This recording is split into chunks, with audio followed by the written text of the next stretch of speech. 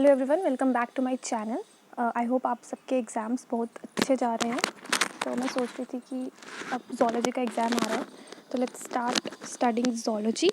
हो सकता है कि बीच में किसी के केमिस्ट्री के एग्ज़ाम भी हों या किसी और सब्जेक्ट का, तो you can focus on that, but बीच बीच में I will keep uploading these videos as well, तो you can watch them as well. So सबसे पहले आज हम पहला टॉपिक करेंगे which is host types and interdependence. ये हमारे फर्स्ट चैप्टर्स में से है। जो हमारा पहला चैप्टर है that is introduction to parasitology. आप अगर मॉडर्न की बुक से पढ़ रहे हैं तो ये टॉपिक पेज नंबर 2 पे आ रहा है। एंड मैं अपने नोट्स जो हैं वो सामने प्रेजेंट कर रही हूँ। तो host type and interdependence is the first topic, first sub unit from the unit first that is introduction to parasitology. तो सबसे पहले तो एक होस्ट होता क्या है?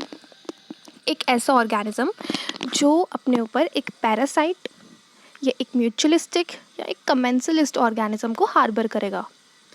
अब ज़रूरी नहीं है कि दैट विल हार्म इट, हो सकता है वो उसको बेनिफिट दे, हो सकता है उसके ऊपर कोई भी इफ़ेक्ट ना प्रोड्यूस करे। तो इसकी कैरेक्टरिस्टिक्स क्या होती है? सबसे पहले तो इसकी ये मेन कैरेक्टरिस्टिक ये है कि ये नरिशमेंट देगा और शेल्टर देगा, या फिर दोनों, nourishment and shelter to the parasite. दूसरा, होस्ट जो है वो प्राइमरी होस्ट हो सकता है, सेकेंडरी होस्ट हो सकता है, रिजर्वायर होस्ट हो सकता है। बहुत ज़्यादा टाइप्स होती है होस्ट की, that I will tell you. उसके बाद वेक्टर होस्ट क्या होते हैं? वेक्टर होस्ट जो है वो मैकेनिकल हो सकते हैं, बायोलॉजिकल हो सकते हैं, and that also I will be telling you. उसके बाद होस्ट फैक्टर एक यहाँ पर बताए गए हैं इनकी characteristics, that is trait of an organism that affect susceptibility to the disease. मतलब एक ऑर्गेनिज्म के अंदर कितनी क्षमता है कि उसको एक डिजीज़ जो है वो अफेक्ट कर लेगा, ठीक है। दैट इज़ होस्ट फैक्टर, कि क्या उस ऑर्गेनिज्म में जिसको हम होस्ट करार कर रहे हैं, क्या उसमें इतनी क्षमता है कि कोई बाहर से पैरासाइट आकर उसको अफेक्ट करेगा। तो that is known as the host factor. उस क्षमता को हम क्या कहते हैं? Host factor. ये उसका फैक्टर है। देन एक होस्ट जो है वो कहाँ कहाँ पे होस्ट की तरह एक्ट कर सकता है? होस्ट क्या होता है? मतलब जब हम किसी के घर जाते हैं, हम मेहमान होते हैं ना, तो think that you are the parasite, मैं पैरासाइट, एंड जब हम किसी के घर जा रहे हैं तो that person is the host. तो अब वो बंदा होस्ट कब एक्ट करेगा, किस किस के लिए एक्ट करेगा, हम क्या क्या हो सकते हैं तो वो होस्ट एक्ट करेगा। हम पैरासिटिक वॉर्म हो सकते हैं, हम पैथोजेनिक ऑर्गेनिज्म हो सकते हैं, हम हो सकता है कि हम एक दूसरे को म्यूचुअली बेनिफिट करने वाले ऑर्गेनिज्म हो, जैसे कि जो बीन प्लांट होता है वो नाइट्रोजन फिक्सिंग बैक्टीरिया को किस तरीके से हार्बर करता है, तो दोनों का बेनिफिट होता है। देन एक और टर्म आती है यहाँ पर, होस्ट रेंज। होस्ट रेंज क्या होती है कि एक ऑर्गेनिज्म, ठीक है, अपने साथ पार्टनर के तौर पे कितने होस्ट को यूज़ कर सकता है। मतलब कि समझ लो कि एक होस्ट है, उसके साथ एक और होस्ट है, वो सपोज एक ही ऑर्गेनिज्म को हार्बर कर रहा है, ठीक है ना। तो मतलब होस्ट कितने हो सकते हैं। देन हमारे पास आते हैं टाइप्स क्या होती हैं होस्ट की। होस्ट होते हैं वो प्राइमरी होस्ट हो सकता है, सेकेंडरी होस्ट हो सकता है, रिजर्वायर होस्ट हो सकता है, वेक्टर या कैरियर होस्ट हो सकता है, पैराटेनिक होस्ट हो सकता है, या डेंडेड होस्ट हो सकता है। प्राइमरी होस्ट क्या होता है?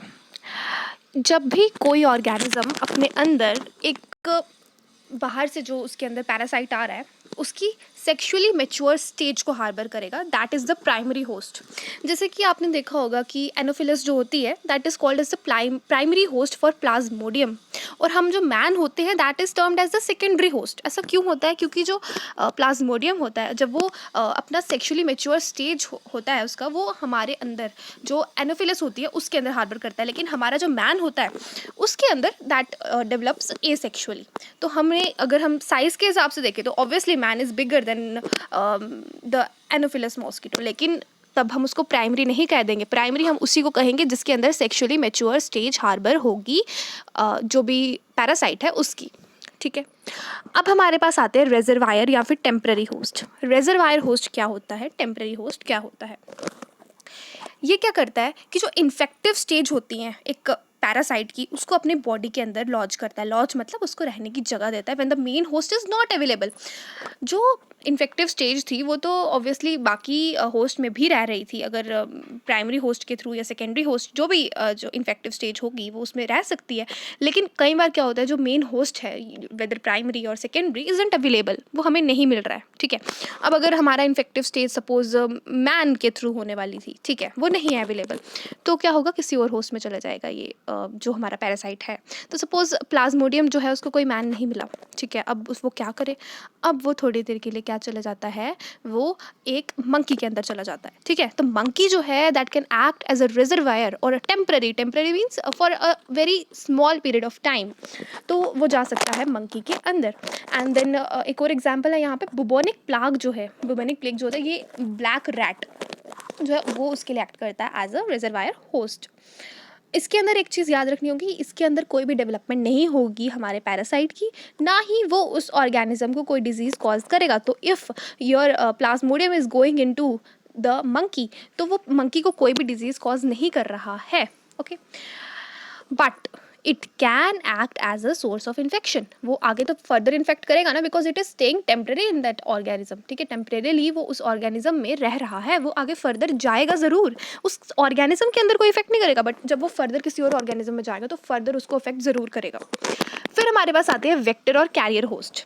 वेक्टर क्या होता है, कैरियर क्या होता है? वेक्टर इज समथिंग जो जैसे एक गाड़ी होती है, जो एक व्हीकल होती है, जो एक जगह से दूसरी जगह लेने में हमारी मदद करती है हमें, वैसे ही एक जो पैरासाइट होता है वो भी हमारी बॉडी के अंदर आ सकता है थ्रू कुछ वेक्टर्स जो हैं उन्हें हमारी बॉडी के तक लेकर आते हैं। जैसे कि वेक्टर्स जो होते हैं ना वो दो टाइप के हो सकते हैं, ठीक है। पहले तो बात तो ये हो गई, वो ट्रांसफर करेंगे प्राइमरी होस्ट से दूसरे होस्ट में या तो सेकेंडरी होस्ट में ले जाएंगे, या मतलब जैसे भी उसकी लाइफ साइकिल को आगे बढ़ाने के लिए वो एक होस्ट से दूसरी होस्ट पे उसको लेकर जाएंगे। लेकिन वेक्टर्स की दो टाइप्स होती है, एक होता है मैकेनिकल, एक होता है बायोलॉजिकल। मैकेनिकल वेक्टर में no part of parasitic development occurs. इसके अंदर क्या होता है कि जो पैरासिटिक डेवलपमेंट होती है ऑर्गेनिज्म की, वो उस मैकेनिकल होस्ट में नहीं होगी, ठीक है। जैसे कि फ्लाइज़, अब जो साल्मोनेला टाइफी है, तो फ्लाइज़ आती हैं, उसको लेकर जा रही हैं एक ऑर्गेनिज्म से दूसरे ऑर्गेनिज्म में, या एक जगह से दूसरी जगह पे लेकर जा रही है, तो वो बस उसको लेकर जाएगी उसकी बॉडी के अंदर, ठीक है। साल्मोनेला जो है वो अपनी डेवलपमेंट शो नहीं करेगा। तो दूसरा होता है बायोलॉजिकल होस्ट। इसमें क्या होगा कि ट्रांसफ़र तो होगी ऑर्गेनिज्म जो होगा एक जगह से दूसरी जगह तो लेकर जा ही रहा है उस होस्ट को, या उस पैरासाइट को, बेसिकली उस पैरासाइट को एक जगह से दूसरी जगह तो लेकर जा रहा है, एक होस्ट से दूसरी होस्ट में लेकर तो जा रहा है, लेकिन थोड़ी सी डेवलपमेंट ना उसके अंदर भी हो जाएगी। अब जैसे प्लाज्मोडियम आप ले लें, तो हमने देखा कि जो प्लाज्मोडियम के अंदर हमारा जो प्राइमरी होस्ट है that is our anopheles mosquito, वो क्या करती है कि वो अपनी बॉडी में पहले वो कैसे सक करती है ब्लड के थ्रू, है ना, then it transfers that from its body to the body of other organism, ठीक है। तो वो क्या कर रही है, अपनी बॉडी में पहले उसको सक कर रही है एंड फिर उसको दूसरी पर्सन की बॉडी के अंदर इंजेक्ट कर रही है वापस से, ठीक है। तो इससे क्या हो रहा है, कुछ डेवलपमेंट जो है वो प्लाज्मोडियम की बॉडी में भी होती है, तभी तो दैट इज, हम कैसे कहते हैं कि that is a sexually mature stage जो है वो उसकी बॉडी में हार्बर हो रही है, तो उसके अंदर कुछ ना कुछ डेवलपमेंट तो हो रही है ना। तो बायोलॉजिकल होस्ट में जो डेवलपमेंट है वो ऑर्गेनिज्म की बॉडी में थोड़ी सी हो जाती है, जो सिर्फ ट्रांसफ़र का काम कर रहा था, जो सिर्फ एक व्हीकल का काम कर रहा था, उसमें भी डेवलपमेंट हो जाती है। अभी मेन होस्ट में जाना बाकी है, लेकिन जो पहला होस्ट होता है जो सिर्फ उसको लेकर जा रहा है एक जगह से दूसरी जगह, उसमें भी थोड़ी सी डेवलपमेंट हो जाती है। तो इस बेसिस पे एक मैकेनिकल होस्ट हो सकता है, एक बायोलॉजिकल होस्ट। मैकेनिकल जिसमें डेवलपमेंट नहीं होगी, सिर्फ ट्रांसफ़र में मदद करेगा, और बायोलॉजिकल जिसमें डेवलपमेंट भी होगी ट्रांसफ़र के साथ साथ। फिर हमारे पास एक और होस्ट आता है पैराटेनिक होस्ट। ये बिल्कुल सेकेंडरी होस्ट की तरह है। सेकेंडरी होस्ट क्या होता था, जिसके अंदर एसेक्सुअल स्टेजेस जो थी वो हार्बर होती थी, ठीक है। लेकिन इसके अंदर डेवलपमेंट की कोई ज़रूरत नहीं है, हमें डेवलपमेंट नहीं करवानी है, ठीक है। इसके अंदर ऑर्गेनिज्म तब तक जिंदा रहेगा जब तक वो प्राइमरी होस्ट या सेकेंडरी होस्ट में नहीं चल जाता, ठीक है। और कुछ स्टेजेस होती है वो नॉन मैच्योर होती हैं, वो इसी के अंदर रह जाती है फिर, ठीक है। एक इसकी एग्जाम्पल है स्क्रैजेम्बिंगाइलस नैसिकोला। अब ये क्या है, ये इसकी एक बहुत अच्छी एग्जाम्पल है बेसिकली, क्योंकि इसके अंदर हमें तीन तरीके के दिख रहे हैं कि ये जो है ना, अगर ये मस्लिड में होता है तो एक डेफिनेट होस्ट का काम करता है। Definitive host is the primary host, basically primary host को डेफिनेटिव होस्ट बोलते हैं, जिसके अंदर सेक्शुअली मैच्योर स्टेज हार्बर होती है। अगर ये स्लग में होता है तो that act as an intermediate host. Intermediate host क्या होता है, सेकेंडरी होस्ट, जिसके अंदर a sexually mature stage harbour हो रही है। लेकिन अगर ये जाता है पैराटेनिक होस्ट में, पैराटेनिक होस्ट मतलब कि जहाँ पे कोई डेवलपमेंट जो है ज़रूरत नहीं है उसकी, ठीक है, डेवलपमेंट के लिए, तो फिर ये श्रीव्स और रोडेंट्स में चला जाता है। अगर इसको बाकी 2 होस्ट नहीं मिल रहे तो ये श्रीव्स एंड रोडेंट्स में प्रेजेंट होता है, ठीक है। फिर ज़िंदा रहेगा जब तक वो अपने प्राइमरी या सेकेंडरी होस्ट में नहीं चला जाता, या फिर अगर नॉन मैच्योर स्टेज होगी obviously that will get dumped. अब हमारे पास एक और होस्ट आता है that is a dead end host. जैसे कि इसके नाम से पता चल रहा है, डेड मीन्स जिसकी मृत्यु हो चुकी है, and that end means then end, okay, बिल्कुल लास्ट।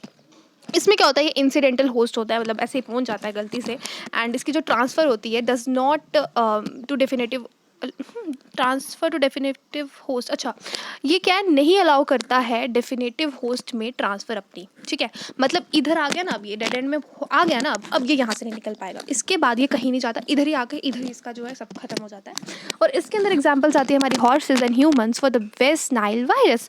ये जो वेस्ट नाइल वायरस है, अगर ये हॉर्सेज या ह्यूमन में आ जाए तो फिर ये इसके आगे ट्रांसफ़र नहीं होता है, that is the end of it. Okay, तो that is dead end host. अब एक और टॉपिक है इसी के अंदर आता है, that is the host interdependence. तो होस्ट इंटरडिपेंडेंस क्या होती है, लेट मी चेक कि ये हमारे पास सब यूनिट में हाँ है। तो basically parasitism is a kind of inhibitory interspecific association in which smaller and weaker organism called parasite derives benefits like nutrients from the larger organism called host। तो मैंने जैसे आपको पहले बताया कि पैरासाइट क्या होता है, जो न्यूट्रिएंट्स वगैरह जो है ले रहा होगा लार्जर ऑर्गेनिज्म से। तो यूजुअली ये देखने को मिलता है, parasite is a smaller organism and जो हमारा और वीकर ऑर्गेनिज्म बेसिकली, और जो हमारा होस्ट होता है वो उसको जो होस्ट कर रहा होता है that is basically a larger animal, ठीक है। होस्ट इंटरडिपेंडेंस क्या होती है, जब एक से ज़्यादा होस्ट प्रेजेंट हो, ठीक है, they are interdependent on each other to complete the life cycle of the parasite. ये क्या करते हैं, ये एक दूसरे के ऊपर डिपेंड होते हैं कि वो लाइफ साइकिल का पैरासाइट जो, देखो अब हमारा कोई पैरासाइट है, ठीक है, जैसे सपोज हमने प्लाज्मोडियम के बारे में पढ़ा, प्लाज्मोडियम कहीं जगह पे हम एग्जांपल दे रहे हैं इसकी बेसिकली।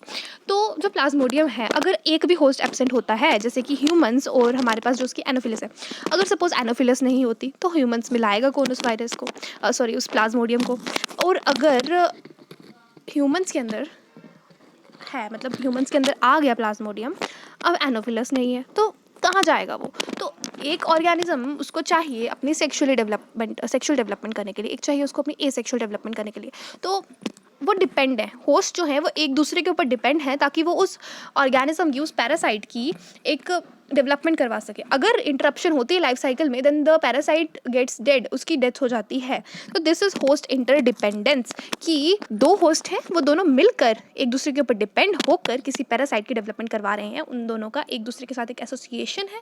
अगर उनमें से एक भी होस्ट एब्सेंट होता है तो पैरासाइट अपना लाइफ साइकिल कंप्लीट नहीं कर पाता है और लाइफ साइकिल में इंटरप्शन हो जाती है और पैरासाइट की डेथ हो जाती है।